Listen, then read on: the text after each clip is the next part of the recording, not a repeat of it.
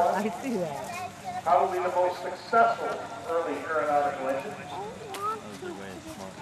The way the rotary engine works is that the crankshaft itself is stationary. It is mounted to the airframe. The crankshaft does not turn. The crankcase and cylinders rotate around the fixed crankshaft. And it's a 9-cylinder engine. Through that hollow crankshaft is pumped the fuel and the air and the lubrication, which is castor oil. As they prepare to start it, you look very carefully. You see the whole engine turns with the propeller. This is a spinning engine, and this version, known as the no monocule pump, a single valve, has no throttle at all. This runs at one speed only, wide open, or it's off, one or the other. You'll hear the pilot what they call flipping the ignition, cutting the ignition on and off to control the speed. This also has what's called a selector magneto arm, another way to throttle the engine. Normally, it's a 4-cylinder engine. It takes two revolutions to fire all 9 cylinders.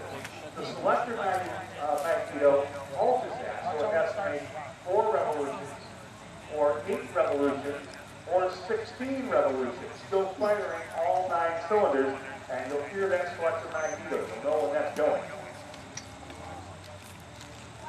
By the end of World War I, the rotary engine had become obsolete. There's only so much mass you can spin. Here we go.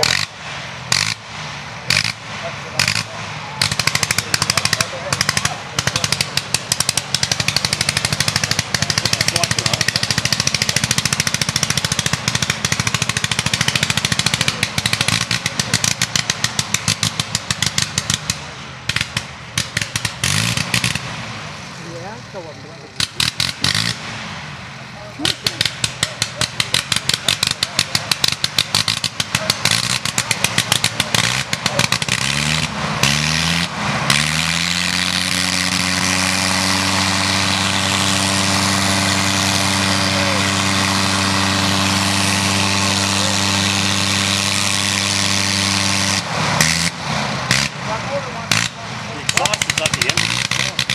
No muffler.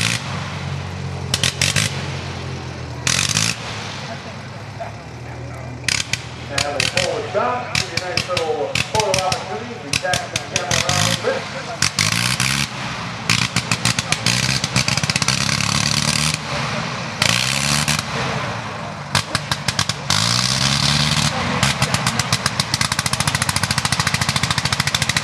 There's that selector magneto over there.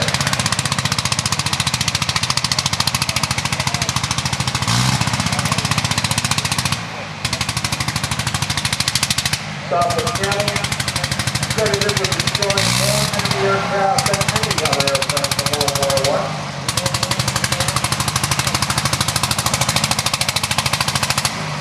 Our Camel aviation colors are December 10 kilometers. Now we're going to get on the exhaust side. That's you can hear it.